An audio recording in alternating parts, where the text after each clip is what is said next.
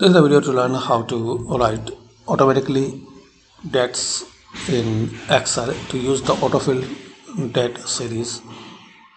So just 2 or 3 steps. Type here date and here type 1. Okay. Now here control semicolon. So it will current date. Also you can change manually your requirement date. Now select it and here series column 1 2 3 6 5. Click on OK. Now we have 1 2 3 6 5.